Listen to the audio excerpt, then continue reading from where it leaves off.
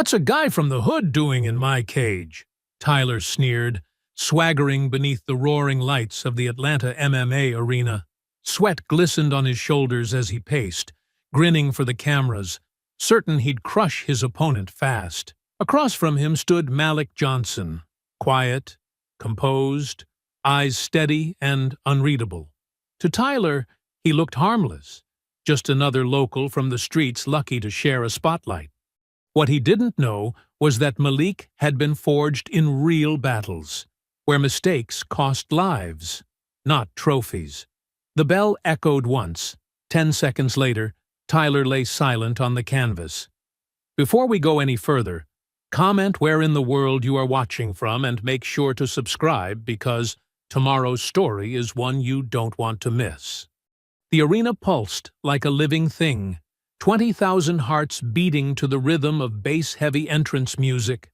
Spotlights carved white circles through artificial fog as Tyler Viper Kane made his way down the long walkway to the cage. He wore a cheap metal chain around his neck, swinging it for the cameras, while his entourage howled with laughter. In the blue corner, Malik Johnson stood perfectly still. The familiar scent of Thai liniment filled his nostrils as Marcus, Aunt Evie's nephew, carefully wrapped his hands with white tape. Each turn of the wrapping was a meditation, a ritual passed down through gyms across generations. "You good, Uncle Malik?" Marcus whispered, smoothing the last strip between Malik's knuckles. Malik nodded once, eyes fixed on Tyler's theatrical display. The challenger was playing to the crowd, drawing cruel energy from those who mistook mockery for entertainment. Tyler grabbed the chain around his neck and pretended to struggle against it, his face twisted in an exaggerated grimace that made his supporters roar with approval. From his corner, Malik could see the older folks in the front rows, church deacons and community elders who'd helped fund his gym. Their faces were carved from stone, having seen this kind of display too many times before. But they were here, standing witness. That mattered. A camera crew circled Tyler as he approached the cage door. The microphones picked up his running commentary. "Gonna send this boy back to picking. You know what I mean?" He winked at the lens, voice dripping with fake Southern charm. "Ain't that right, Atlas? Time to shrug off them dreams, boy." Malik breathed deep and steady. He found Jamal's face in the crowd, his young protégé sitting bolt upright beside Aunt Evie. The boy's eyes were wide with tension, but when he caught Malik's gaze, he lifted his chin with fierce pride. That was what mattered, showing the next generation how to stand. The referee called both fighters to the center for final instructions. Tyler strutted forward, refusing to make eye contact with the official. Instead, he leaned close to Malik and whispered words the nearby cameras caught clearly. "After this, you can come clean my pool, if you ask nice." Malik's pulse remained steady. He'd learned long ago that hatred was just noise, and noise couldn't hurt you unless you let it in. He focused on his breathing, on the firm canvas beneath his feet, on the years of training that had brought him to this moment. The referee finished his instructions and asked them to touch gloves, a traditional show of respect. Tyler laughed and danced backward, playing to his corner. "Nah, I don't touch what I can't wash off." More laughter from his supporters, while others in the crowd began to boo. Malik returned to his corner where Marcus waited with the mouthguard. The younger man's hands were trembling slightly as he held it out. "Stay focused," Marcus whispered. "Just like the gym. Just like training." Malik nodded, fitting the mouthguard with practiced ease. Across the cage, Tyler was putting on a show for his corner, shadow boxing with exaggerated movement and calling out to his fans. The contrast between the fighters couldn't have been starker. One man trying to turn violence into circus, the other treating it with the gravity it deserved. The bell rang sharp and clean through the arena. Tyler immediately began bouncing on his toes, hands low, chin up. A fighter so convinced of his superiority that he'd abandoned basic defense. He circled the outer edge of the cage, pointing at Malik and mouthing words that didn't need to be heard to be understood.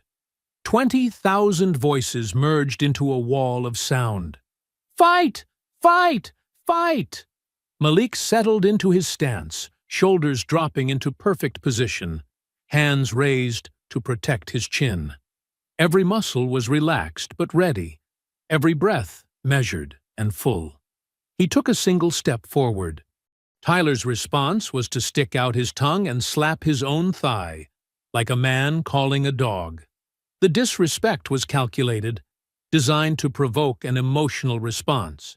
But Malik had spent years teaching young fighters that emotion was the enemy of technique. The crowd's chant grew louder, hungrier. Tyler moved in, still playing to the cameras, still believing this was all just entertainment. He didn't see what Malik's students would have recognized instantly: the slight shift in weight, the almost imperceptible angle of the back foot, the way Malik's eyes focused not on Tyler's face, but on the center of his chest, where all movement began. The first exchange exploded with the sudden fury of summer lightning. Tyler launched forward, all swagger and spectacle, while Malik remained centered in the eye of the storm, ready to answer showmanship with science. The first exchange came like a thunderclap. Tyler lunged forward with a wild overhand right, his form sloppy from overconfidence. The punch whistled past Malik's ear, finding nothing but air. In that split second, Tyler's eyes widened, the first flicker of doubt crossing his face as he realized his mistake. Malik moved with the fluid grace of long practice. He stepped inside Tyler's range, accepting the clinch as Tyler tried to recover his balance. Their bodies crashed together, and Malik's knee drove up sharp and precise into Tyler's ribs. The impact forced a grunt from Tyler's throat, more surprise than pain. They separated, Tyler backing up while trying to play off the hit. "Lucky shot," he sneered, but his voice had lost some of its cockiness. He circled left, pawing with his jab, no longer quite so willing to rush in blindly. The crowd's energy shifted, the bloodthirsty howls turning to murmurs of appreciation as they recognized the technical gulf between the fighters. Malik moved like water, each step deliberate, cutting off Tyler's escape angles without seeming to chase. Tyler threw a looping left hook, telegraphing the punch with a slight shoulder dip that Malik had surely seen in fight footage. Malik slipped it beautifully, letting the punch graze his shoulder before pivoting to land a clean counter to Tyler's liver. The shot was precise, designed to hurt without causing serious damage. "That all you got, boy?" Tyler shouted, but his face betrayed him. A thin sheen of sweat had broken out on his forehead, and his breathing was already labored. The constant movement, the missed punches, and Malik's bodywork were taking their toll. In the crowd, Jamal leaned forward in his seat, recognizing the setup. He'd seen Malik drill this combination 1,000 times in the gym, the way his coach would bait aggressive fighters into overcommitting, using their own momentum against them. Malik lowered his level slightly, a subtle shift that suggested he might be looking for a takedown. Tyler took the bait, dropping his hands to defend against the non-existent shot. That's when Malik struck. The left cross was a thing of terrible beauty. It traveled the shortest possible distance between 2 points, launched from Malik's perfect positioning. The punch carried the weight of years of training, of countless hours hitting pads and bags, of sparring sessions where every detail was refined to razor sharpness. The impact was audible even over the crowd noise, a sharp crack like a branch breaking in winter. Tyler's head snapped back, his body going stiff for a heartbeat before crumpling to the canvas. He fell flat, arms splayed, legs tangled beneath him. Referee Mark Heller jumped between them immediately, waving off the fight. The entire exchange, from first punch to finish, had taken just 10 seconds. The arena went completely silent. 20,000 people held their breath as medical staff rushed toward the fallen fighter. The quiet was so complete, you could hear the scuff of their shoes on canvas, the metallic rattle of their equipment. In the front row, Aunt Evie's lips moved in silent prayer, her worn hands clasped tight. Around her, the elders who'd witnessed decades of disrespect sat perfectly still, their faces unreadable masks. Malik didn't celebrate. Instead, he dropped to one knee beside his fallen opponent, checking Tyler's breathing with the careful attention of someone who understood the serious responsibility that came with such power. His face showed no triumph, no vindication, only professional concern.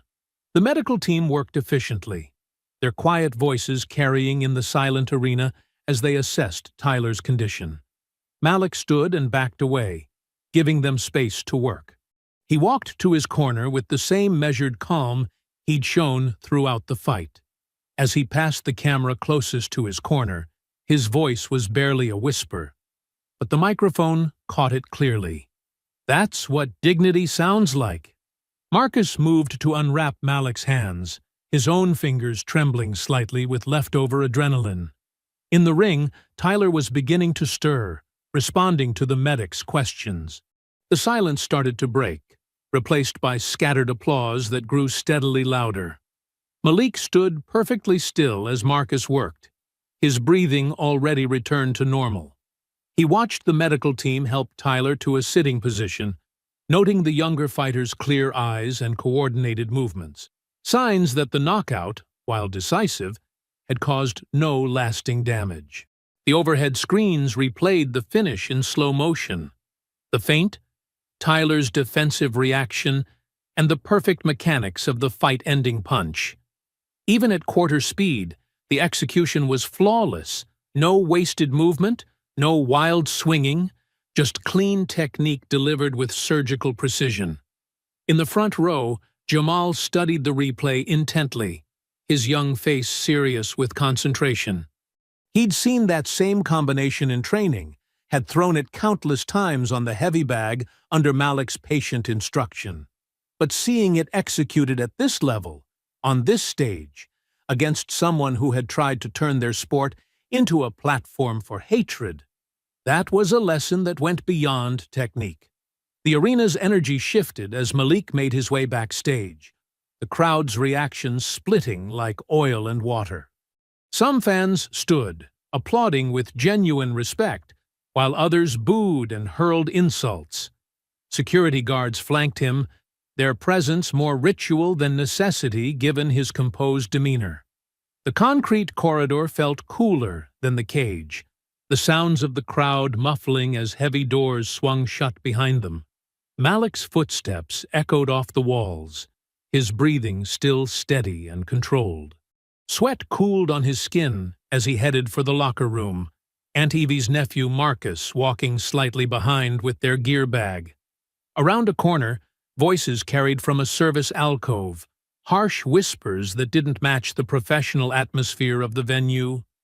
Malik slowed his pace, not meaning to eavesdrop, but caught by the urgency in the tones. "Fix this now," Rick Devlin's voice hissed, barely contained anger making it shake.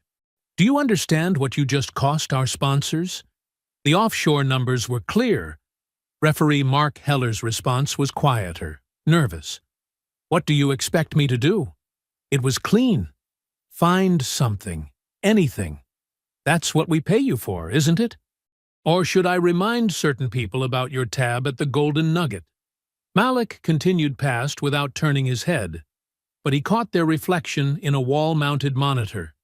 Devlin's manicured hand gripping Heller's sleeve, the referee's face pale under the fluorescent lights. Marcus touched Malik's shoulder, a silent question in his eyes, but Malik just shook his head slightly. They'd been in the fight game long enough to know some battles weren't worth picking. The locker room door had barely closed behind them when a commission official burst in, clipboard in hand and looking uncomfortable. "Mr. Johnson, there's been a review of the finish." Malik was unwrapping his hands, the tape coming off in long strips. "Review? It was a clean knockout. The referee has identified an illegal strike to the back of the head. The result is being overturned to a no contest. The tape stopped unraveling. Malik's hands went still. That's impossible. He turned into it. The commission's decision is final. The official wouldn't meet his eyes. Mr. Kane is being transported to the hospital for observation, standard protocol for any head injury. The official result will reflect. Let me see the replay. Malik's voice was quiet, but carried an weight that made the official step back. I'm not authorized to. The replay. Malik stood, his full height making the small room feel even smaller. Now. The official fumbled with a tablet, pulling up the video feed. As it played on the screen mounted in the corner, the door opened again. A woman in her late 50s entered, press credential hanging around her neck, her gray hair cut in a no-nonsense style. Lorraine Park had been covering fights since before Malik started training, and her expression said she smelled a story. Mind if I watch too? She asked, though she was already positioning herself for a clear view. Her phone was recording, catching Malik's reaction as the footage played. The sequence unfolded in high definition. The feint, Tyler's head turning as he tried to avoid the punch. The impact that followed the exact line they drilled thousands of times in the gym. The strike landed clean on the jaw, nowhere near the back of the head. Through the open door, they could hear the announcement being made to the crowd. A mix of confusion and anger filtered down the corridor. On a stretcher being wheeled past, Tyler Kane caught Malik's eye and smirked. A quick flash of satisfaction before he remembered to wince for the cameras. This is what I'm seeing, Lorraine said clearly, her phone still recording. A technical fighter throws a clean punch. His opponent turns into it. A common defensive mistake. The impact is legal. The knockout, clear. Would you say that's accurate, Malik? Malik stood in front of the screen, watching the moment replay again and again. His face remained composed, but something in his eyes had hardened. He turned his head, he said quietly, each word precise and measured. That's boxing 101. You don't turn away from a punch. Every amateur knows that. The footage froze on the critical frame. Tyler's head beginning its turn, Malik's glove following a textbook arc, the moment just before impact captured in crystal clarity. It was the split second that would launch 1,000 arguments, freeze-framed for posterity. Lorraine's fingers moved across her phone's screen, already composing. 2 decades of covering combat sports had taught her to recognize the difference between normal controversy and something darker. The tension in the room, the official's refusal to make eye contact, the timing of the review, it all added up to a story that went beyond a disputed call. Marcus started packing their gear, his movements sharp with suppressed anger. The official backed toward the door, muttering about paperwork and protocols.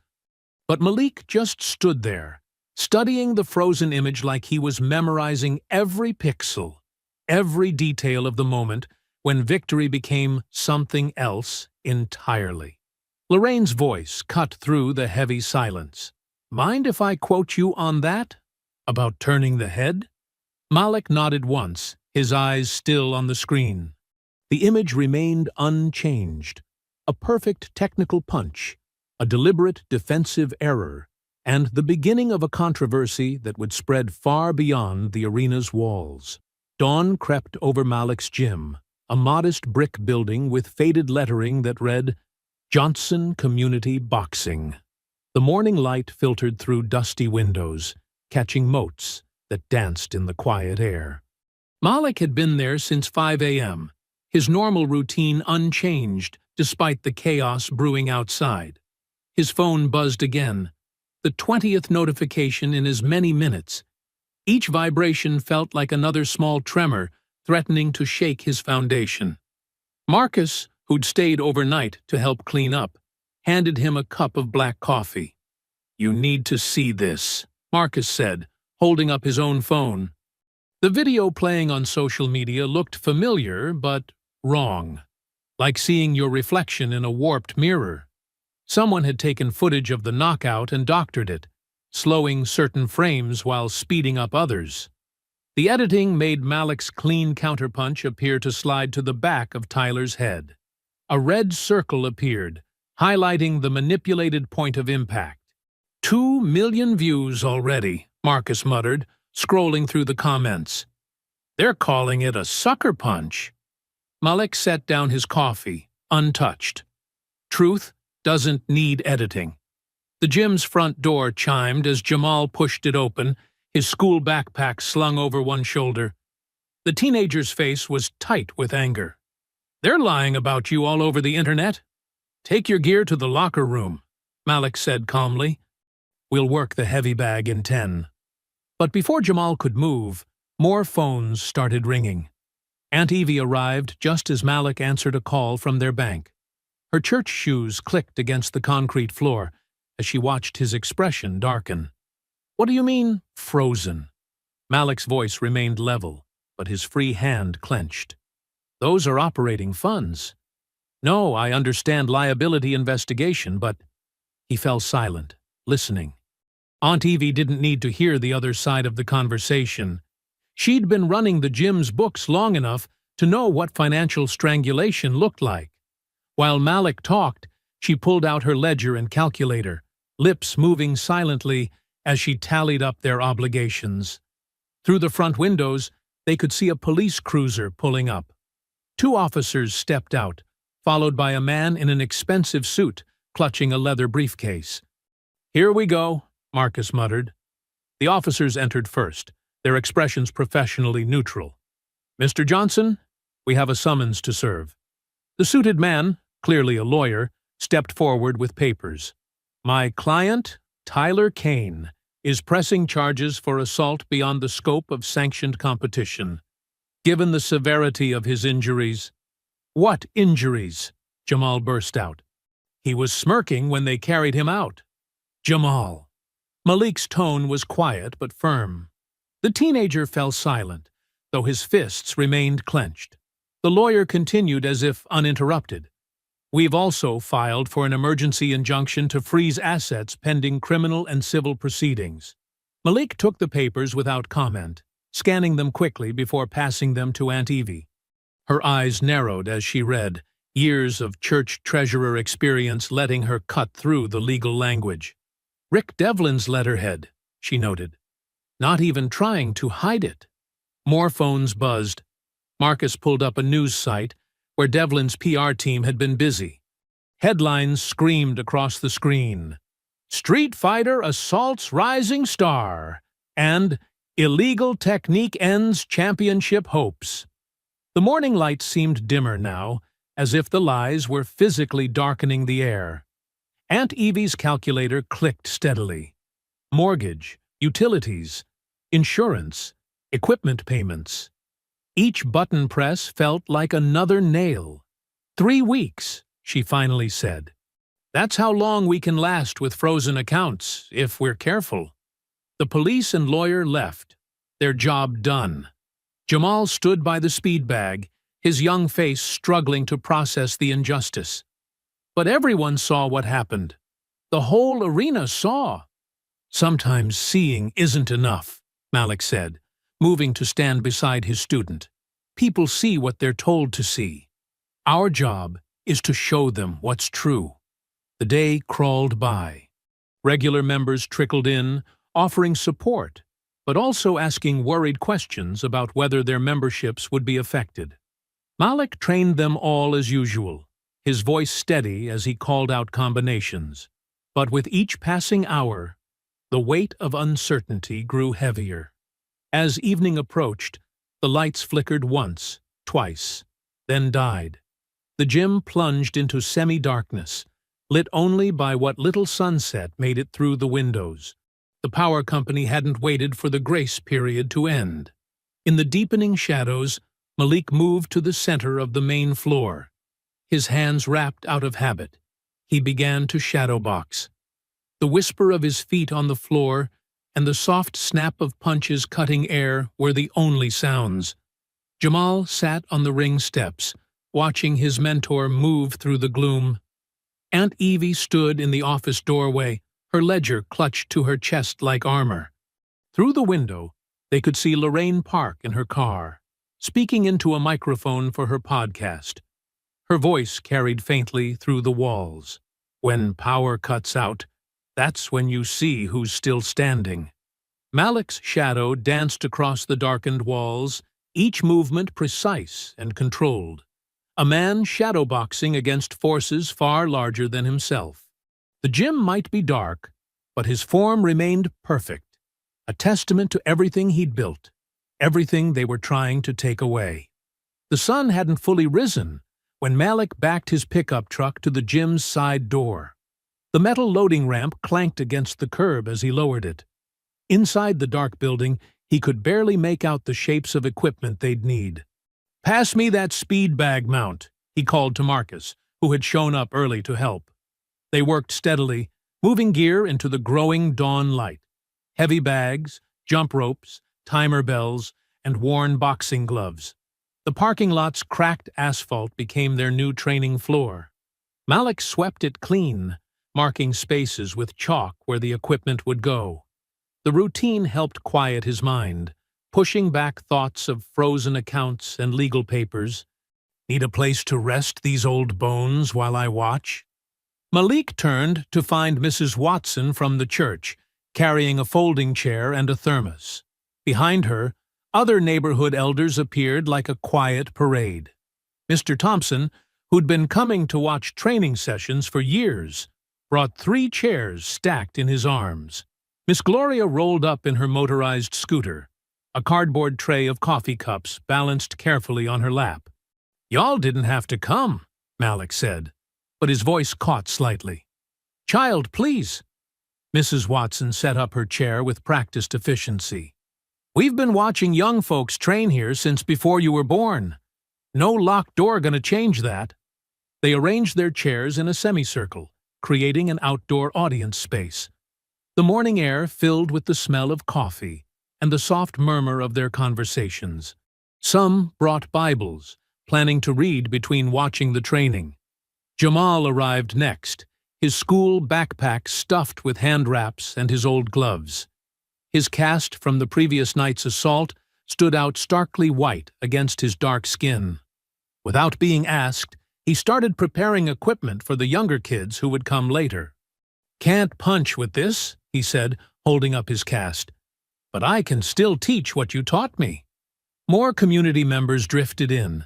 Parents dropped off kids on their way to work, relieved to find the gym still operating, even if outdoors. A few brought donuts or fruit, turning the morning into something between a training session and a church social.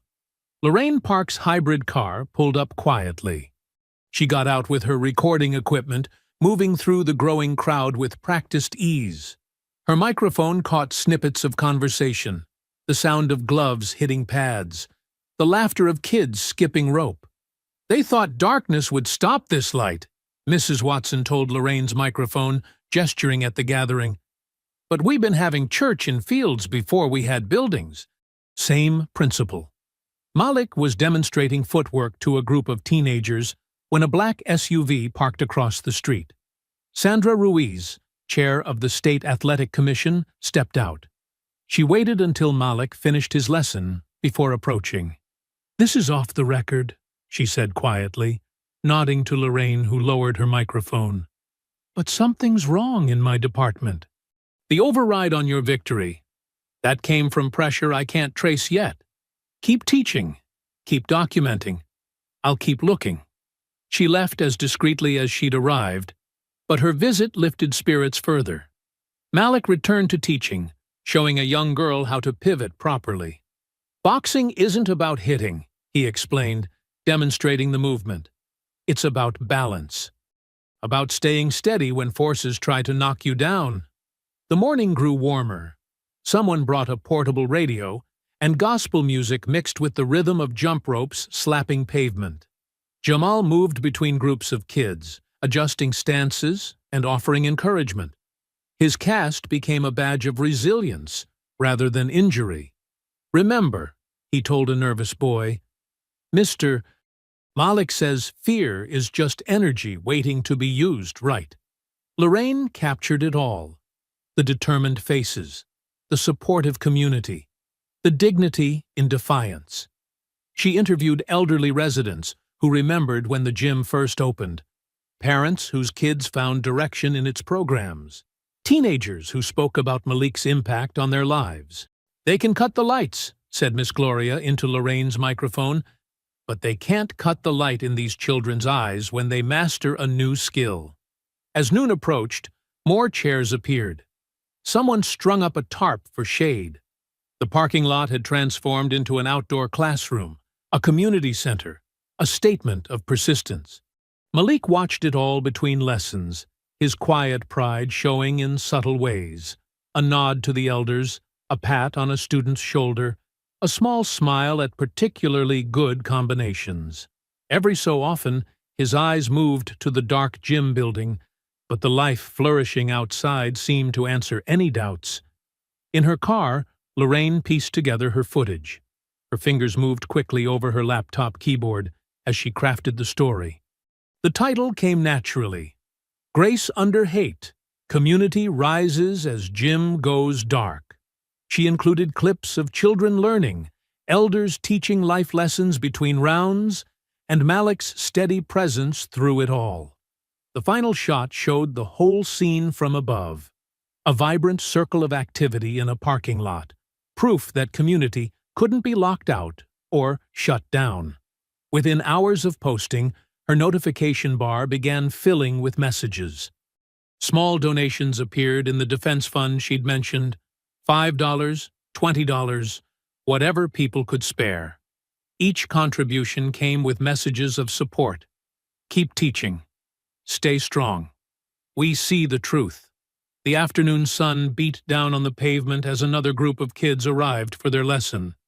Malik adjusted the tarp for better shade, then returned to the chalk circle he'd drawn for footwork drills. The sound of boxing timers and gospel music drifted out over the neighborhood, a rhythm of resistance, a beat of hope. 2 days after the parking lot revival, Malik pushed a shopping cart through Kroger's fluorescent-lit aisles. The wheels squeaked as he checked his list: granola bars, juice boxes, fresh fruit. The kids needed fuel for training, and the outdoor sessions burned more energy than usual. "Let's split up," he told Jamal, who'd come to help carry bags. "You grab the apples and bananas. I'll get the protein bars." The store was quiet for a Wednesday afternoon. Malik's footsteps echoed on the polished floor as he read nutrition labels, calculating servings per dollar. A mother with 2 small children smiled as she passed. She'd brought them to watch training yesterday. The peace shattered when Tyler Kane's voice boomed through the aisle. "Well, look who it is! The cheap shot king himself." Malik turned slowly. Tyler stood at the end of the aisle, phone held high, live streaming. A white bandage wrapped his neck dramatically, though medical reports had shown no serious injury. 2 friends flanked him, also filming. "Nothing to say." Tyler advanced, performing for his online audience. "You're real tough when you're hitting people from behind." Malik kept his voice level. "There's security footage of the fight. The strike was clean." "Clean?" Tyler's laugh was sharp, theatrical. "That why they took your win away? That why you're teaching kids in a parking lot now?" Other shoppers stopped to watch. Phones appeared, recording the confrontation. Malik noticed an elderly couple backing away, probably remembering similar scenes from darker decades. "The footage shows exactly what happened," Malik said. "You turned your head after the punch was thrown. That's why. Shows you're scared to face me straight up." Tyler stepped closer, playing to his growing online audience. "Had to sneak one in, right? That's what you teach those kids?" Jamal appeared at the end of the aisle, arms full of fruit. His eyes widened at the scene. "Put it down, kid," Tyler called out. "Your teacher here needs to explain himself." "Leave him out of this," Malik said quietly. But Tyler was already moving toward Jamal, camera aimed at the teenager's face.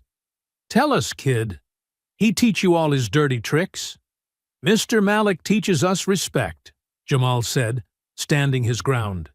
And technique, the kind that puts you to sleep fair and square. Tyler's face darkened. He shoved Jamal hard, sending apples scattering across the floor. The boy stumbled, but caught himself against a display. Malik's hands tightened, but he kept them at his sides. The watching phones recorded his stillness, his measured breath. "Let me explain the technique," he said clearly, drawing Tyler's attention back. "You dropped your right hand after throwing wild. Basic counter-striking. We drill it every day. Your head movement was poor, leaving the jaw exposed. The left cross landed clean before you turned away." He demonstrated the sequence in slow motion, without throwing actual punches. His movements were precise, educational. "See, there's no mystery, no cheap shots. Just fundamentals you forgot while playing to the crowd." Tyler's face reddened. This wasn't giving him the clip he wanted. "You trying to give me lessons? In a grocery store?" "I'm trying to show you respect," Malik replied, "by explaining exactly what happened. The same respect I show my students, my community, and every opponent, win or lose." A small crowd had gathered. Their phones captured Tyler's increasing agitation against Malik's steady calm. Someone was already uploading. "You think you're better than me?" Tyler stepped into Malik's space. "Some kind of holy man? I bet you're just scared to throw down right here." "I'm a teacher," Malik said. "Right now, I'm teaching that strength isn't about who can shove the hardest. It's about who can stand the straightest." He turned to Jamal, who was picking up scattered fruit. "You okay?" The boy nodded, his earlier fear replaced by pride in his mentor's composure. "Then let's finish shopping. These kids need their snacks." Malik calmly returned to his cart, placed his protein bars inside, and moved toward the checkout. The gathered crowd parted to let him through, phones still recording. Tyler called after him, "This ain't over. You hear me?" "It was over in 10 seconds, an old woman in the crowd muttered, drawing nervous laughter.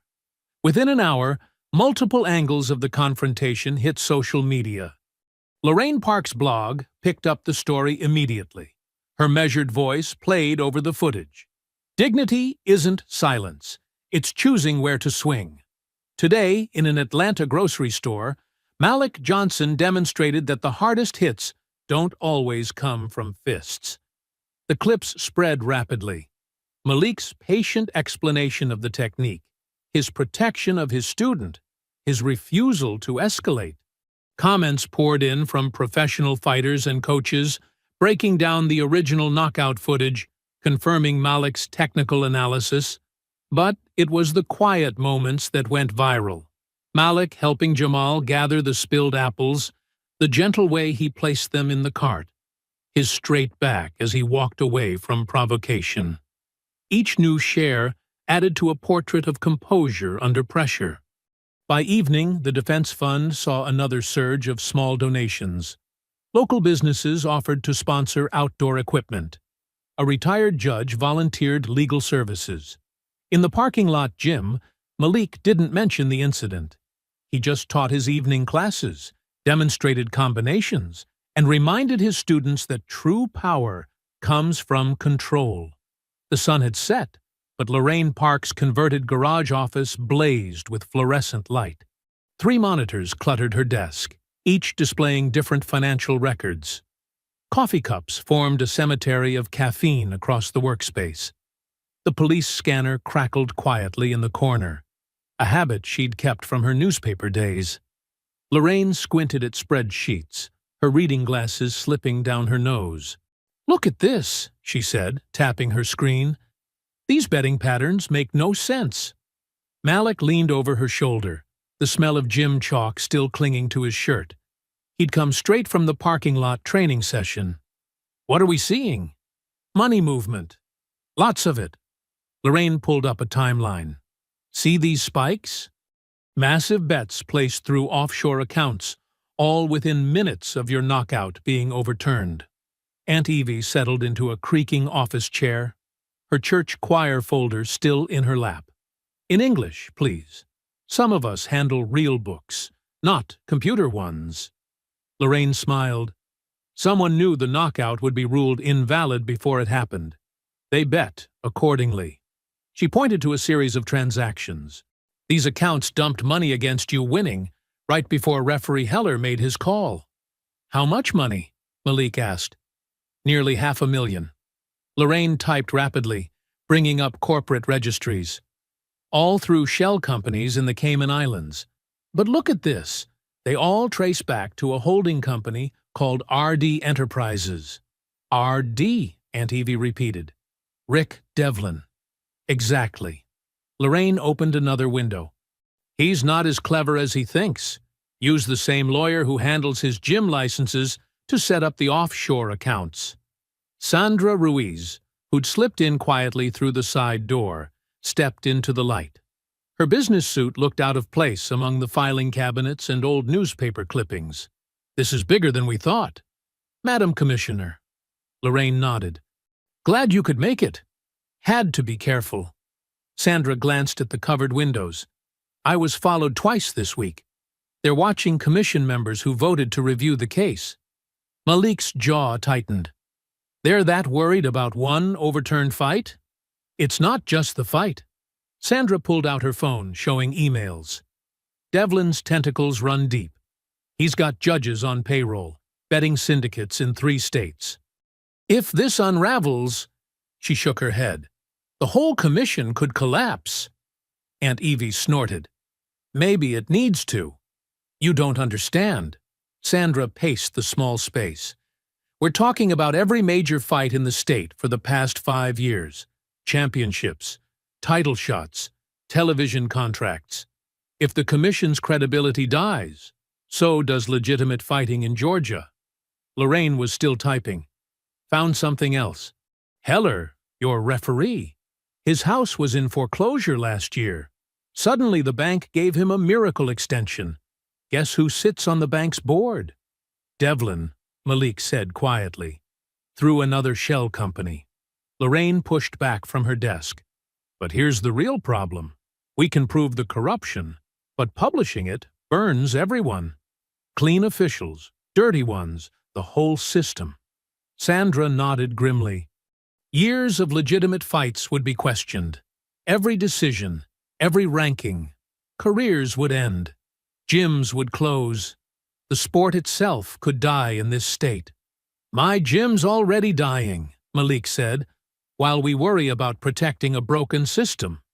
Aunt Evie reached for his hand. Truth's got a cost, baby. Always has. The police scanner crackled. Traffic stops, domestic calls. The city's normal rhythm continued outside, while they sat with this powder keg of evidence. There might be a way, Sandra said slowly. If we could isolate Devlin, prove this specific fight was compromised, without exposing the broader pattern. Half measures, Lorraine interrupted. I've been doing this 30 years. Corruption doesn't die from small cuts. You have to rip it out completely. Malik stood, his shadow stretching across Lorraine's evidence wall. Photos, documents, betting receipts. All these papers, all these secrets. While kids train in a parking lot because someone decided truth was too expensive. The commission does good work, too, Sandra protested. We protect fighters, set safety standards. Without us, without you, we're exactly where we are now. Malik's voice stayed level, but carried steel.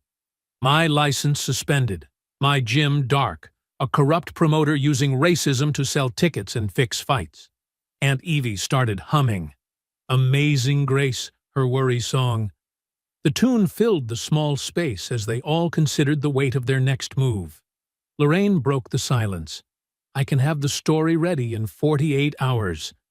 But Sandra's right. It burns everything.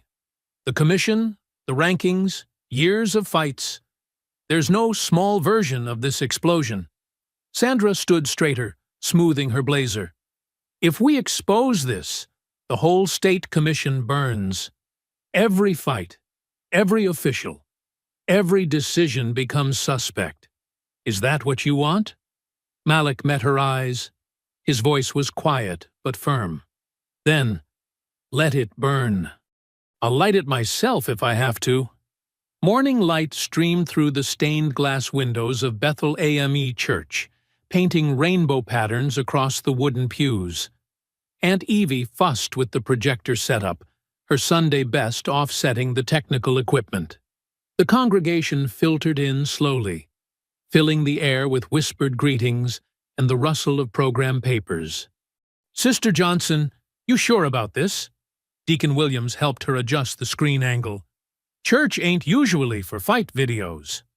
Truth is for everywhere, Aunt Evie replied, her fingers moving deliberately over the laptop borrowed from the youth ministry. Besides, ain't we supposed to be a refuge? Malik sat in the back pew, uncomfortable in his pressed shirt and tie.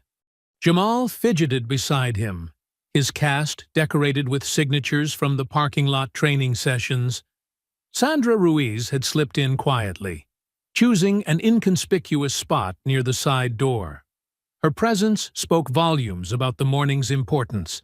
Pastor Green approached the pulpit as the organ's final notes faded.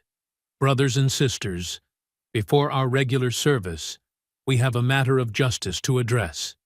He nodded to Aunt Evie. Sister Johnson? Aunt Evie stood, her voice carrying that choir-trained authority. Most of you know my nephew Malik. Most of you know what they did to him. But Brother Marcus here, she gestured to a thin man in the third row, he caught something they didn't want seen. Marcus stood, holding up his phone. I was ringside, filming for my daughter. She couldn't make the fight. Never stopped recording, not even during the confusion after. The church lights dimmed. The projector hummed to life, throwing a clear image onto the screen. The footage started shaky but steadied as it captured the fight's crucial moment. There was no commentary, no editing, just raw video from an angle the official cameras hadn't shown. The congregation watched in complete silence as the sequence unfolded. Tyler's wild rush, Malik's defensive stance, the counterpunch landing clean on the jaw, definitively legal, definitively not to the back of the head. Tyler falling, the 10 seconds of silence that followed. Frame by frame, Aunt Evie announced, working the controls. The footage played again in slow motion. No illegal strike, no back of the head, just clean technique and the truth. Sandra Ruiz stood up, her legal pad already in hand. Mr. Marcus, would you be willing to testify to the authenticity of this footage at a commission hearing? Already notarized it this morning before service, Marcus replied. My daughter's a lawyer, too. Within hours, the commission convened an emergency session. The hearing room buzzed with tension as Malik's legal team presented the footage. Rick Devlin sat in the back, his usual smile replaced by a tight-lipped glare. He'd cornered 2 commissioners in the hallway earlier, his whispered threats carrying just far enough to be heard. The video evidence is conclusive, Sandra announced from the chairman's seat. The strike was legal. The subsequent ruling of no contest is hereby overturned. She fixed Devlin with a steel gaze. Furthermore, this commission will launch a full investigation into the circumstances surrounding the original decision. Devlin stood up, straightening his expensive jacket. This is a farce. That footage could be doctored. We have protocols. Sit down, Mr. Devlin. Sandra cut him off. Unless you'd like to explain the betting patterns we've uncovered as well? The color drained from Devlin's face. He sat. Sandra continued, The commission rules unanimously. Malik Johnson's victory stands. His license is reinstated immediately. All associated charges are dismissed. She turned to the court recorder. Please note that we are also recommending a criminal investigation into potential fight fixing and fraud. Back at the gym that afternoon, the parking lot transformed into an impromptu celebration. Folding chairs gave way to folding tables laden with food. Someone had strung Christmas lights between the poles of the outdoor boxing ring. The smell of barbecue mixed with summer air as the community gathered. Jamal helped younger kids practice combinations, his cast not stopping him from teaching footwork. Aunt Evie directed the food distribution with the same precision she used for choir arrangements. Church members mingled with gym regulars, sharing plates and stories. "Look at this," Lorraine said, showing Malik her latest blog post on her tablet. Views are climbing. People are sharing the unedited footage. The truth's got legs now. Malik watched his community celebrate. An old-timer was teaching kids to double dutch between the heavy bags. 2 deacons had set up a chess table near the speed bag station. Music drifted from someone's portable speaker, gospel mixing with hip-hop in a uniquely Atlanta harmony. "Bank called," Aunt Evie announced, joining them with a plate of ribs. "Funds are unfrozen.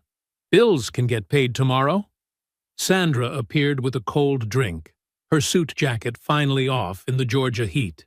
"Commission's already received 3 other reports of suspicious rulings. Seems your case broke the dam." "Sometimes that's all it takes," Lorraine said, typing on her phone. "One clear picture.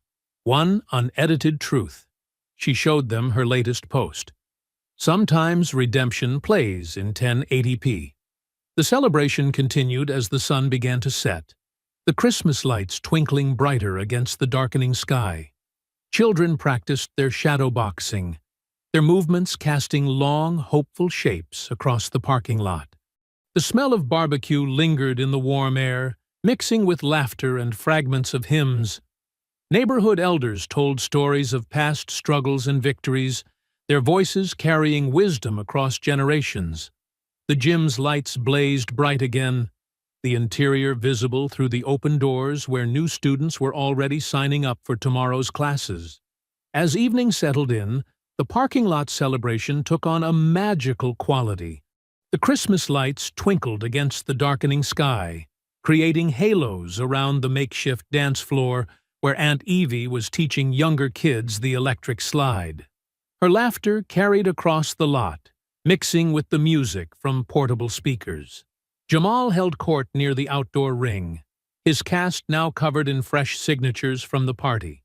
He demonstrated footwork to a group of wide-eyed kids, moving smoothly despite his injury. "See? It's like a beat," he explained, tapping out a rhythm with his feet. 1, 2, slide, then boom. You're out of trouble. "But what if they're bigger?" a small boy asked, barely tall enough to reach the lowest rope. "Then you're smarter," Jamal replied, demonstrating a dodge. "That's what Coach Malik always says. Smart beats strong every time." The smell of barbecue smoke drifted through the warm air as church ladies manned the grills, arguing good-naturedly about secret sauce recipes. Deacon Williams had set up chessboards on card tables, teaching strategy to teenagers between bites of potato salad. The whole scene felt like a block party mixed with a family reunion. Malik stood at the edge of it all, taking in the sight of his community whole and healing. Sandra Ruiz had loosened her tie and rolled up her sleeves, deep in conversation with Lorraine about commission reform. Church elders shared plates of cobbler with gym regulars, swapping stories about Atlanta's changing neighborhoods. His phone buzzed in his pocket. The number wasn't local. "This is Malik Johnson," he answered, stepping away from the music. "Mr. Johnson, Jack Martinez from National Fight Productions." The voice was crisp, professional. "Got a minute to talk business?" Malik moved further from the crowd, finding a quiet spot near the gym's side door. "I'm listening." "That church footage is everywhere. Clean shot, clean win. The public's demanding a proper rematch." Martinez paused. "We want to make it right. Primetime slot, neutral venue, full promotional push." "I'm not interested in circus shows," Malik replied. "No circus. This is about legacy." Papers rustled on Martinez's end. "We're offering a 7-figure purse. Winner's share goes to fund youth centers across Georgia. Full transparency on officiating. Your choice of corners." Malik watched Jamal demonstrating jabs to the kids, his cast not slowing his enthusiasm. He thought about all the other Jamals in other neighborhoods, looking for somewhere safe to learn and grow. "The commission?" Malik asked. Sandra Ruiz helped draft the contract. Every rule spelled out, every official vetted. Tyler's already agreed to the terms. Through the gym's open door, Malik could see the wall of photos. Fighters who'd trained here, kids who'd found their way. His father's old boxing gloves hung in a place of honor, still protecting dreams after all these years. "Send me the paperwork," Malik said. "My lawyer reviews everything first. You'll have it within the hour." Martinez sounded pleased. "This is going to be huge, Mr. Johnson. A real chance to change things." Malik ended the call and rejoined the celebration. Aunt Evie had graduated from electric slide to soul train, a line of dancers snaking through the parking lot. The Christmas lights cast moving shadows as people laughed and stepped in time. "Good news?" Lorraine asked, notebook already in hand. "Could be." Malik accepted a plate of food from a church lady who wouldn't take no for an answer. "National Promotion wants to do it right this time." Before Lorraine could press for details, phones started buzzing throughout the crowd. Tyler had posted a video, his face still showing traces of the first fight. "Round 2, Atlas," he sneered into the camera. "This time no cheap shots, just pain. Let's see how you handle real pressure under those bright lights." The video ended with Tyler shadowboxing, each punch thrown with theatrical menace. Comments were already flooding in, split between those calling for blood and those calling for justice. Jamal limped over, his phone out. "You gonna shut him up again, coach?" "Better." Malik smiled. "We're gonna teach him." The party continued around them, but with a new energy, anticipation mixing with determination. Aunt Evie led another line dance, this one moving like a victory march. Sandra and Lorraine huddled with local activists, already planning coverage angles. The chess players discussed strategy with new intensity. Inside the gym, Malik found a quiet moment.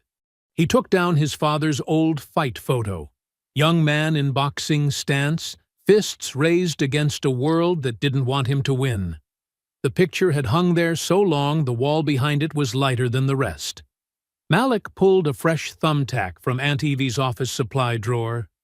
He moved the photo higher, more prominent now, where everyone coming through the door would see it. His father's eyes seemed to watch the room, guarding all the dreams stored in this space.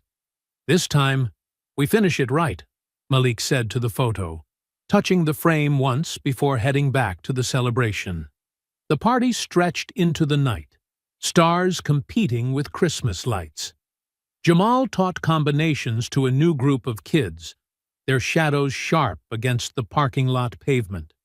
Aunt Evie's voice rose above the music, leading a chorus of amens and laughter. The Marriott conference room felt sterile and cold, all beige walls and fluorescent lighting. Malik sat straight back in an uncomfortable chair, studying the contract spread across the polished table. His lawyer, Mrs. Chen, flipped through the pages with careful fingers, while Rick Devlin lounged across the table, playing with his gold watch.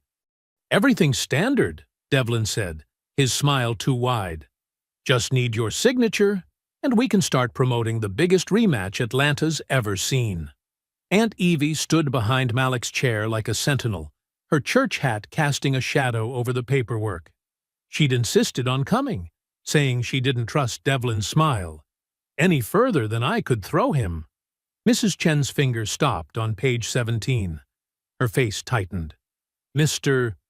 Johnson, there's something here you need to see." Malik leaned forward as she pointed to a dense paragraph buried in the contract's middle. The language was technical, but its meaning was clear. The fight would use Devlin's choice of referee and venue. If Malik refused these terms or withdrew from the match, he'd forfeit his gym as collateral. "You can't be serious." Malik said, looking up at Devlin. Just ensuring commitment from both parties. Devlin spread his hands. Tyler's already signed. He's very eager to prove the first fight was irregular. The fluorescent lights hummed overhead. Malik could feel his heartbeat in his temples, slow and steady like a countdown. This is predatory, Mrs. Chen said. The commission won't. The commission has already approved the terms. Devlin's smile didn't waver. Sandra Ruiz herself signed off this morning. Something about political realities. Aunt Evie's hand squeezed Malik's shoulder. He could feel her trembling with anger, but her voice stayed level. The Lord sees everything you do, Mr. Devlin. Every single thing. Then he'll see a fair fight. Devlin stood, straightening his tie. You have 24 hours to decide, Mr. Johnson. Sign and get your shot at redemption, or forfeit and lose everything you've built. Simple business. Malik remained seated as Devlin strutted out. The contract seemed to pulse on the table, its words like poison on the page. We're not signing this, Mrs. Chen said. There has to be another way. There's always another way, Aunt Evie agreed. The Lord doesn't close doors without opening windows. Malik gathered the papers slowly, his mind already calculating angles and options. The gym's mortgage, the kids' programs, the community that depended on that space, all of it hanging by a thread. They rode the elevator down in silence. The hotel lobby was quiet, just a few business travelers wheeling suitcases across marble floors. Outside, the evening air had turned cool, carrying the first hint of fall. I'll start research tonight, Mrs. Chen said, tucking the contract into her briefcase. There might be precedent for challenging these terms. Do it. Malik nodded, but quietly. We don't want... His phone buzzed. Unknown number. He answered, hearing panicked breathing. Coach? It was Marcus, one of his teenage fighters. You gotta come quick. It's Jamal. They jumped him at the bus stop. Malik's world narrowed to a tunnel. Where? Ponson Highland. He's hurt bad, Coach. They broke something. Malik was running before Marcus finished speaking. Aunt Evie called after him, but her words were lost in the rush of blood in his ears. The bus stop was 6 blocks away. He covered it in minutes, his dress shoes slapping against concrete. The scene hit him like a body shot. Jamal sat on the curb, cradling his right arm. Blood dripped from his nose onto his favorite Hawks jersey. Marcus stood guard nearby, holding Jamal's scattered backpack and phone. 2 guys, Jamal said through gritted teeth. Masks. They came from behind the shelter. Did you see? Nothing. But one of them. Jamal winced as Malik gently examined his wrist. He said Viper sends love before they ran. A police cruiser arrived, lights flashing. Then an ambulance. Aunt Evie appeared somehow, taking charge of the scene with church lady authority. She handled the cops while Malik rode with Jamal to Atlanta General. The emergency room was packed, but Jamal's broken wrist got them in quickly. X-rays confirmed what they already knew, a clean break that would need 6 weeks in a cast. The doctor mentioned lucky several times. It could have been worse. While they waited for the cast to set, Jamal's mother arrived. She hugged her son, then turned on Malik with fury in her eyes. This fighting life, she said. It's nothing but trouble. Nothing but pain. Mom, it wasn't Coach's fault, Jamal protested. Those guys were waiting. They knew my route. Exactly. She paced the small exam room. They knew, because you're part of this now. This whole mess with that fighter and his people. Malik stood by the window, watching ambulances come and go in the darkness. Each flash of their lights illuminated his reflection. The careful calm he always maintained now cracking at the edges. Jamal caught his eye in the glass. I'm not quitting, Coach. This just proves they're scared. The nurse returned with casting materials in Jamal's chosen color, gym blue. As she worked, Malik pulled a chair close to the bed. He took Jamal's good hand, feeling the teenager's fingers grip tight. "They think I'll break before bell time," Malik said quietly. "They're wrong." The morning sun crept through the gym's windows, casting long shadows across the empty mats. Malik stood at his office desk, staring at the contract that seemed to mock him with each passing second. The sound of the front door opening made him look up. Jamal walked in, his right arm in a blue sling that matched the gym's colors. Dark circles under his eyes showed he hadn't slept much. Neither had Malik. "Shouldn't you be resting?" Malik asked, his voice gentle. "Can't sleep anyway." Jamal shrugged his good shoulder. "Mom's been crying all night. Keeps saying I should quit." Malik pulled out a chair for him. The metal scraped against the floor, echoing in the quiet gym. "Maybe she's right. Don't you start, too." Jamal's face hardened. This is exactly what they want. Before Malik could respond, Aunt Evie bustled in carrying her oversized purse and a Tupperware container.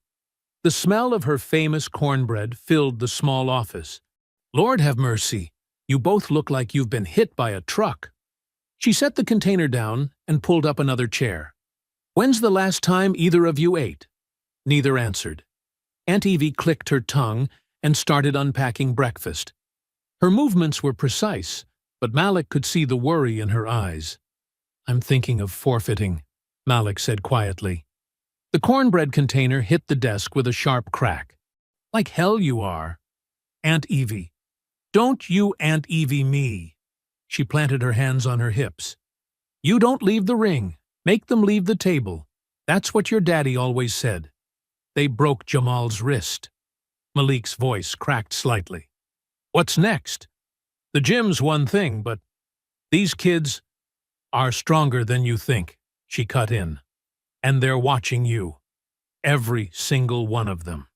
What you do next teaches them more than any boxing lesson." The door chimed again. Lorraine Park walked in, carrying her laptop bag and what looked like radio equipment. Her face was tight with determination. "Good. You're both here." She pulled up the last chair and opened her bag. "We need to talk strategy." "Lorraine," Malik started. "No, you listen." She pulled out a small device that looked like a button. "This is a high-quality microphone, completely undetectable. Records straight to a secure cloud server." Jamal leaned forward, interested despite his sling. "Like in spy movies?" "Better." Lorraine smiled grimly. "Because this is real. Sandra Ruiz called me last night. She can't help officially, but she's arranged to monitor the feed live from her office during all meetings with Devlin." "That's dangerous for her position," Malik said. "She knows." Lorraine's eyes were hard. "But she's tired of watching good people get crushed by corrupt systems. We all are." Aunt Evie picked up the microphone, examining it carefully. "How do we know they won't detect it?" "State-of-the-art tech. Used by actual investigative journalists in war zones." Lorraine pulled out more equipment. "We'll test it today. Make sure the signal's clear." Malik watched them plan, his heart heavy with responsibility. The sun had climbed higher, throwing light across the gym floor where kids should have been training by now. Instead, the mats were empty, the heavy bags still. "What if it makes things worse?" he asked finally. "Worse than a broken wrist?" Jamal held up his sling. "Worse than them trying to take everything you built?" "Sometimes," Aunt Evie said softly, "you have to risk the fight to win the war." They spent the next hour testing the equipment. Lorraine showed them how the microphone could be sewn into a shirt collar or hidden in a tie clip. The sound quality was crystal clear, picking up even whispered conversations. "Sandra will be listening live," Lorraine explained, "recording everything. If Devlin or his people slip up even once—" "When," Aunt Evie corrected. "Not if. Pride always trips them up eventually." Around noon, more kids started showing up for their regular classes. They gathered around Jamal, signing his cast, their young faces a mix of anger and determination. Malik watched them from his office, remembering why he'd started this gym in the first place. "They're not just learning to fight," Aunt Evie said, following his gaze. "They're learning to stand up. Big difference." Malik nodded slowly. He walked to the small bathroom attached to his office, staring at himself in the mirror. His reflection looked tired but unbeaten. Carefully, he began wrapping his hands, the familiar ritual bringing focus. "Round 1 starts before the bell," he whispered, the white gauze winding between his fingers. The wrapping technique his father had taught him years ago. Over, under, around each knuckle. Protection and power working together. Behind him, he could hear Lorraine and Aunt Evie discussing timing and signals, Jamal adding his thoughts despite his injury. The morning light had turned sharp and clear, cutting across the gym floor like truth itself. Outside, a few elderly neighbors had already set up their folding chairs, keeping watch like guardian angels in sun hats and church clothes. Malik finished wrapping his right hand, flexing his fingers slowly. The gauze was tight, but not restricting, just like his father had shown him. In the mirror, he could see Jamal watching him, the boy's good hand unconsciously mimicking the wrapping motion. Through the window, more kids were arriving for afternoon classes. Some carried signs they'd made. "Atlas stands for us," and "Can't stop, won't stop." Their parents stood nearby, arms crossed, faces set with the same determination Malik felt, growing in his chest. The arena's backstage area hummed with tension. Camera crews jostled for position as Malik walked through the metal detector, his shirt collar concealing Lorraine's microphone. The security guard waved him through with a practiced motion. Aunt Evie stood nearby, her Bible clutched tight against her chest. She'd insisted on coming, saying she needed to keep prayer close to the proceedings. But Malik knew she was there to witness everything, her sharp eyes missing nothing. The weigh-in area buzzed with reporters and photographers. Their flashes created a constant strobe effect that made the room feel smaller than it was. Malik spotted Rick Devlin in his signature cheap suit, phone pressed to his ear as he paced near the scale. "Look who finally showed up." Tyler's voice cut through the noise. He was already shirtless, his abs gleaming with oil, a mock chain draped around his neck again. "Thought you might chicken out after what happened to your boy." Malik kept his face neutral, though his jaw tightened slightly. He could feel the microphone pressing against his collarbone, reminding him to stay focused. "Strip down, champ," the commission doctor called out. "Let's get this done." As Malik removed his shirt, Tyler started a new round of taunts. "Make sure you check him for weapons. You know how these thugs like to pack heat." Cameras clicked rapidly. Malik stepped onto the scale, eyes forward. 185.5, the official announced. "Legal? Bet that's the first legal thing he's done all year," Tyler sneered, drawing nervous laughs from his entourage. In the corner, Lorraine pretended to check her phone while adjusting her recording equipment. She gave Malik an almost imperceptible nod. The feed was working. Devlin's voice carried clearly as he continued his phone conversation. No, everything's set. Heller knows the score." He walked closer to where Malik stood. "Trust me, the odds are locked. We've got this under control." Tyler bounded onto the scale next, flexing for the cameras. 186 even, called the official. "See that?" Tyler grinned. "I make weight clean, unlike some people who probably had to spit out their gold teeth." Malik remained silent, his stillness making Tyler's antics seem increasingly desperate. Several reporters shifted uncomfortably, their pens hesitating over notepads. "What's wrong, Atlas?" Tyler pressed, stepping into Malik's space. "Cottonmouth got your tongue?" Aunt Evie made a small sound of disgust, but Malik's expression didn't change. He could see Devlin still on his phone, now speaking in more hushed tones about guaranteed returns and smart money.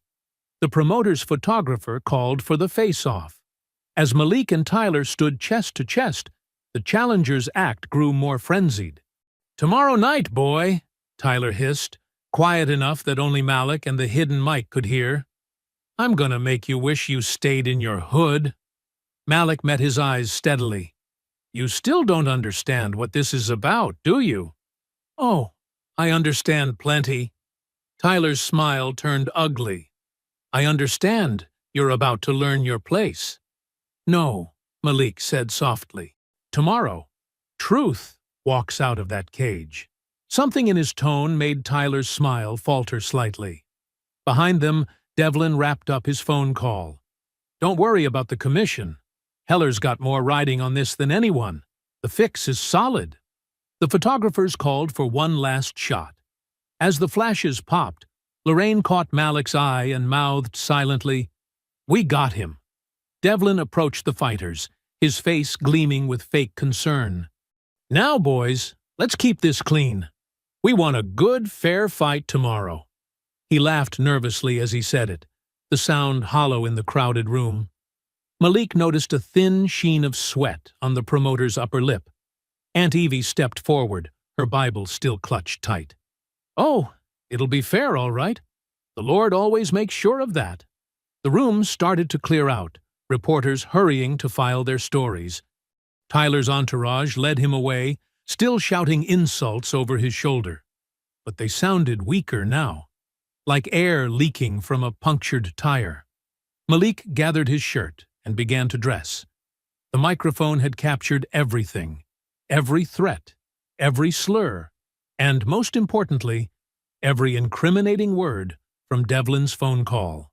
"You okay?" Lorraine asked quietly as she passed by, pretending to check her notes. Malik nodded once. He could feel the weight of tomorrow pressing down, but it felt different now. The truth had mass of its own. Aunt Evie touched his arm gently. "Remember what your daddy used to say about men who talk too much? They're usually trying to convince themselves," Malik replied, a small smile touching his lips. The last cameras were being packed away. Devlin stood by the exit, still making calls, his voice getting more agitated with each one.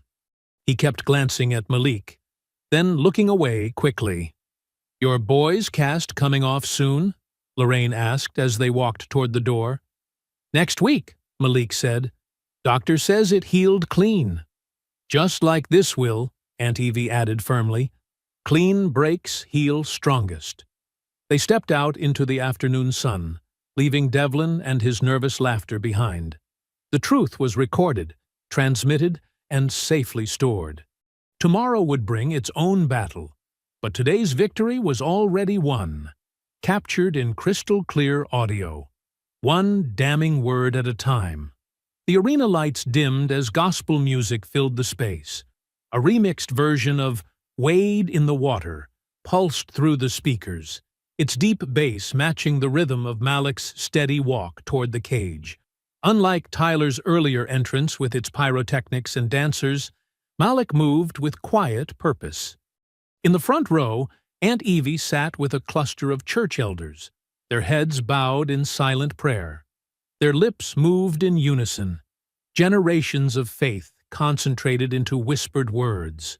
Jamal watched from beside them, his cast decorated with messages from the gym kids. Lorraine positioned herself near the commission's technical area, her press badge allowing her close access to the replay screens. Her earpiece connected her directly to Sandra Ruiz, who monitored the feed from her office downtown. The cage door clanged shut. Malik rolled his shoulders, the familiar smell of liniment and canvas bringing focus. Across the octagon, Tyler bounced from foot to foot, his face twisted in a sneer. Referee Heller gave his final instructions, his eyes darting nervously toward Devlin at ringside. "Touch gloves, gentlemen," Heller commanded. Tyler spat on the canvas instead. "Time to go back to the hood, boy." The bell rang. Tyler exploded forward with a wild combination, punches whistling past Malik's head. The crowd roared as Tyler pressed forward, but Malik stayed composed. When Tyler overcommitted to a right hand, Malik stepped in close, securing a tight body lock. "Work clean," Heller warned, though Malik's technique was textbook. Malik drove Tyler into the fence, delivering precise knees to the thighs and body. Each impact drew a grunt from Tyler, whose initial fury began to fade under the methodical assault. Malik maintained pressure, using his wrestling to wear Tyler down. "Stand them up!" Devlin shouted from ringside, but the position was clearly legitimate. Blood began trickling from Tyler's nose after a particularly sharp knee. Malik transitioned smoothly to a trip, putting Tyler on his back. From top position, Malik stayed heavy, punishing Tyler with short elbows while maintaining control. The first round ended with Tyler breathing hard, his early bravado replaced by growing concern. In his corner, Devlin gestured frantically while shouting instructions, but Tyler's eyes held a new wariness. "He's breaking," Aunt Evie whispered to Jamal. "Pride always breaks first." Round 2 opened with Tyler trying to create space, circling away rather than rushing in. But his footwork was sloppy now, his movement less certain. Malik cut off the cage methodically, forcing Tyler to engage.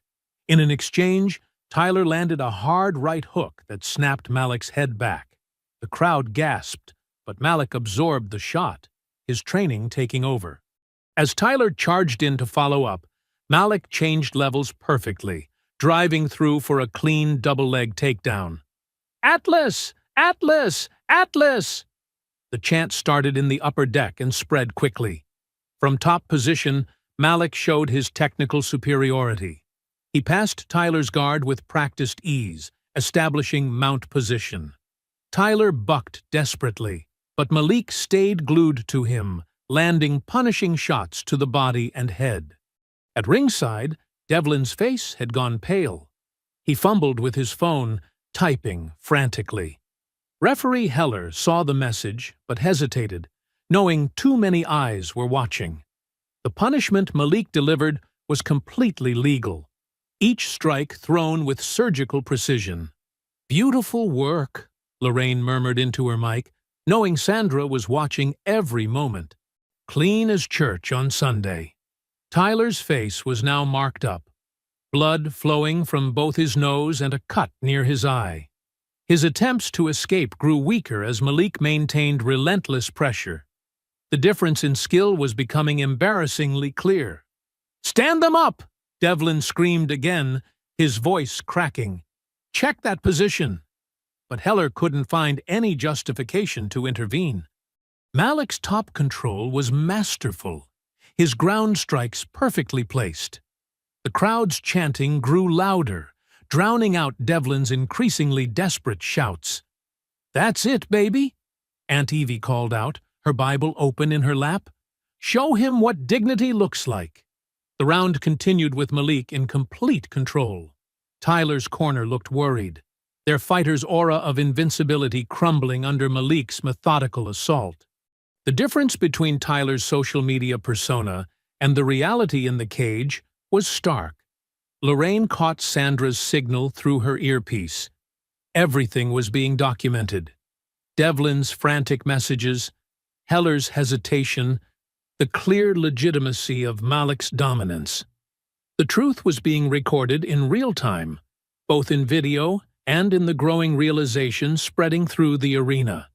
As the second round drew to a close, Tyler was saved by the bell. He struggled to his feet, his face swollen, the mock chain long since discarded. Malik walked calmly to his corner, where Aunt Evie's nephew waited with water and wisdom. "See how quiet he's got?" the cornerman whispered as he wiped Malik's face. "That's fear replacing foolishness." Devlin paced anxiously behind Tyler's corner, still typing on his phone. But Heller stood stoically in the center of the cage, his earlier willingness to intervene apparently replaced by a new understanding of what was at stake. Lorraine touched her earpiece, confirming with Sandra that everything was being preserved. The evidence was clear, not just of the fight's legitimacy, but of all the attempted manipulation leading up to it. The crowd continued their chant as the fighters prepared for round 3. 2 rounds of technical dominance had transformed the audience from spectators into witnesses.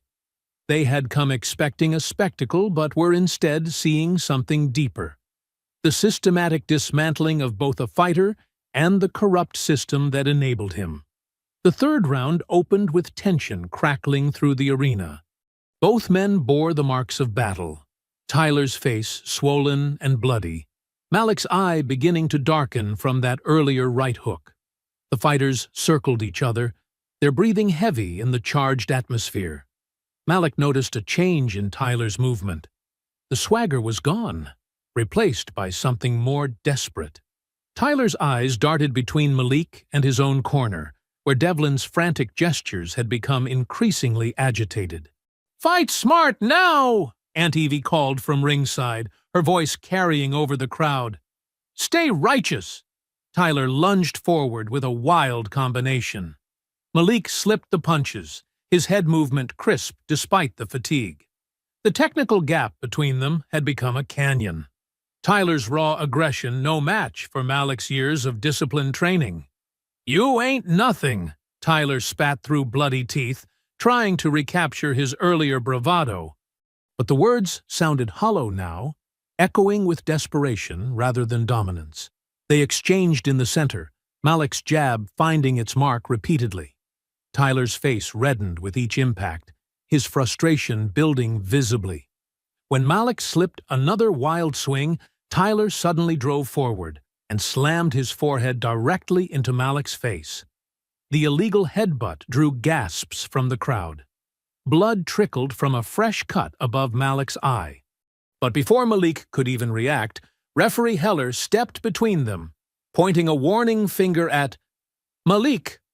"Watch the contact," Heller barked. "Final warning." The arena erupted in boos.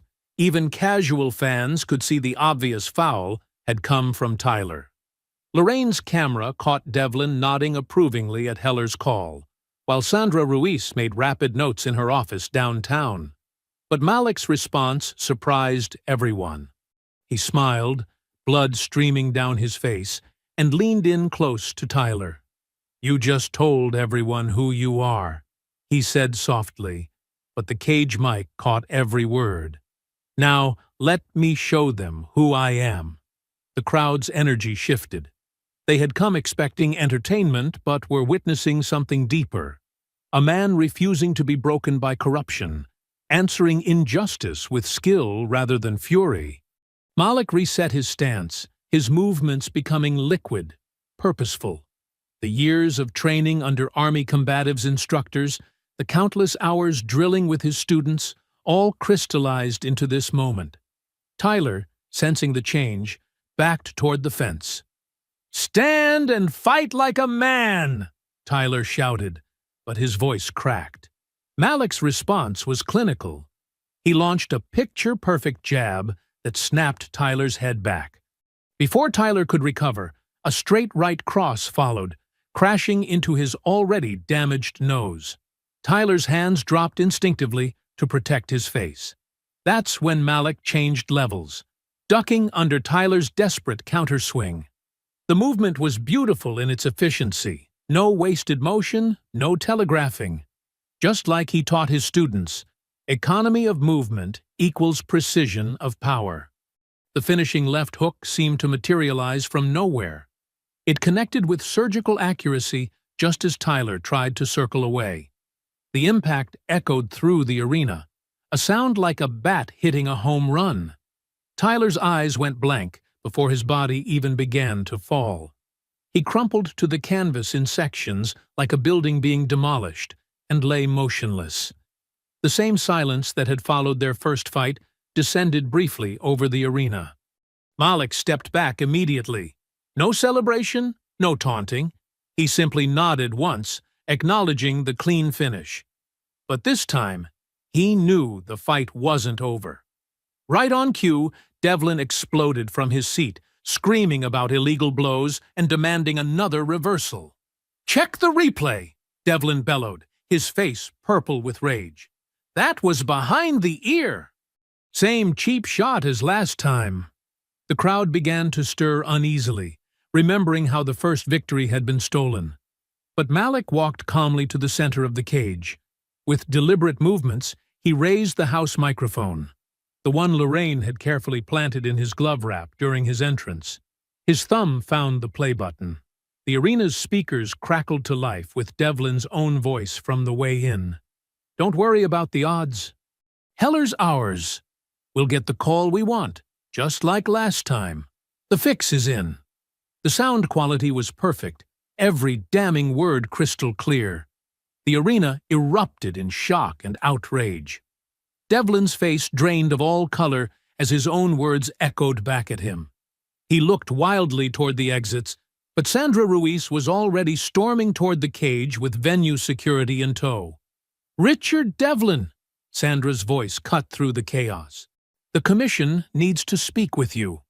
Now." Heller backed away from the scene, trying to become invisible. But there was nowhere to hide. Not from the cameras, not from the truth, not from justice that had finally caught up to them all. Tyler was being helped to his feet by the medical team, consciousness returning along with the realization that his career was imploding. The manufactured image, the protected record, the racist taunts used to sell tickets, it was all crumbling under the weight of recorded truth. Aunt Evie stood in her seat, tears streaming down her face as she applauded. Around her, the crowd's reaction transformed from shock to understanding to full-throated approval. They had witnessed not just a knockout, but the exposure of corruption that had festered too long in the sport. Malik remained in the center of the cage, still composed, still dignified. Blood mixed with sweat on his face, but his eyes were clear and focused. He had won not just with his fists, but with truth as his strongest weapon. 2 weeks after the explosive rematch, cameras crowded the courthouse steps. The morning sun cast long shadows across the gathered reporters, officials, and community members. Sandra Ruiz approached the bank of microphones, her professional demeanor unable to fully mask her satisfaction. After thorough investigation and irrefutable evidence, Sandra began, her voice carrying across the hushed crowd, "The State Athletic Commission has voted unanimously to impose a lifetime ban on promoter Richard Devlin for match-fixing, corruption, and endangering fighter safety." Flashbulbs erupted. In the front row, Aunt Evie squeezed Malik's hand. Jamal, his wrist healing but still in a light brace, stood tall beside them. Furthermore, Sandra continued, fighter Tyler "Viper" Kane has been suspended indefinitely for his role in orchestrating the assault on minor Jamal Rivers. Criminal charges in that matter are being handled separately by the district attorney's office. Lorraine Park's camera focused on Tyler's lawyer trying to slip away through the crowd. The footage would make a powerful addition to her documentary series, 10 Seconds of Truth. The commission has officially certified Malik Johnson's technical knockout victory. Sandra's voice strengthened. And in light of the betting fraud uncovered, his purse will be doubled through restitution payments. A cheer went up from the gathered crowd. Several of Malik's young students started chanting, "Atlas! Atlas!" until their parents quietly settled them down. But perhaps, most significantly, Sandra paused, allowing the moment to build. The seized assets from Mr. Devlin's illegal enterprises will be used to establish a new community center in our city's underserved East Side. At the request of Mr. Johnson, it will be named the Rivers Community Center. Jamal's eyes widened in surprise. He looked at Malik, who simply nodded with a small smile. Aunt Evie wrapped her arm around the teenager's shoulders as he fought back tears. "This facility," Sandra explained, "will provide free athletic training, academic tutoring, and mentorship programs to at-risk youth. Construction begins next month, with completion expected by year's end." After the formal statements, Malik stepped to the microphones. He looked different now, More relaxed, the weight of injustice lifted from his shoulders. "Fighting was never about violence for me," he said quietly, the crowd straining to hear his measured words. "It was about discipline, respect, and standing up when life tries to knock you down. This center will teach those same lessons to kids who need them most." Lorraine's camera caught Aunt Evie dabbing her eyes with a handkerchief as Malik continued. "I'm also announcing my retirement from competitive fighting today," he said. "My last bout proved what needed proving. Now it's time to focus on the next generation." Questions erupted from the reporters, but Malik raised his hand for silence. "Someone wise once told me that true victory isn't about who falls. It's about who helps others stand back up. That's what this center will do. That's what matters." The press conference shifted to the construction site, where architectural renderings showed a modern facility rising from what had been an abandoned warehouse. Aunt Evie, already taking charge of the renovation oversight, pointed out features to the gathered officials. "The main training floor will have proper ventilation," she insisted, tapping the blueprints. "These kids deserve better than what Malik had starting out. And we'll need good lighting for the study areas. Education comes first." Lorraine moved through the crowd, gathering final interviews for her documentary. Her microphone caught snippets of conversation. Community elders planning volunteer programs, parents discussing after-school possibilities, kids excitedly comparing the rendering to their current training space. "It's like a circle closing," one of Malik's original students told her camera. "Coach taught us to fight with honor. Now we get to pass that on." The construction foreman reviewed timeline details with Aunt Evie, who had somehow produced a detailed spreadsheet of project milestones. Her organizational skills, honed through years of managing both church choir and gym finances, were already proving invaluable. "We'll start with the foundation next week," the foreman explained. "Should have the frame up within a month." Jamal walked the perimeter of the site, his young students trailing behind him like ducklings. Though his wrist was still healing, he had already started assistant teaching, showing a natural talent for connecting with the younger kids. "See that space there?" He pointed to an area on the rendering. "That's going to be our new heavy bag section. Coach says we can even get speed bags installed." Near the end of the event, Malik quietly stepped away from the crowd. He removed his worn competition gloves from his gym bag, the same ones he'd worn in both fights with Tyler. With careful movements, he mounted them on a section of wall that would become the center's main entrance. Lorraine's camera followed him, catching the moment in perfect morning light. She had been documenting this story since that first controversial knockout, and now she was capturing its resolution. "These gloves," Malik explained softly to her lens, "represent both injustice and justice, both hatred and hope. They remind us that the fight for what's right doesn't end with one victory.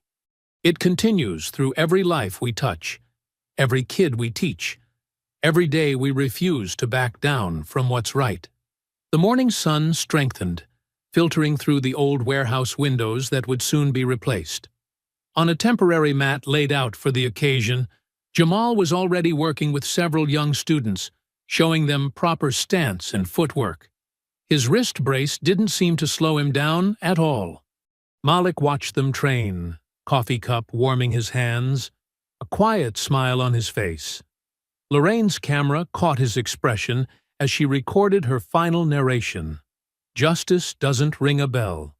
It rings out forever." I hope you enjoyed that story. Please share it with your friends, and subscribe so that you do not miss out on the next one.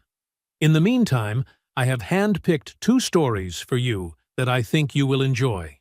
Have a great day.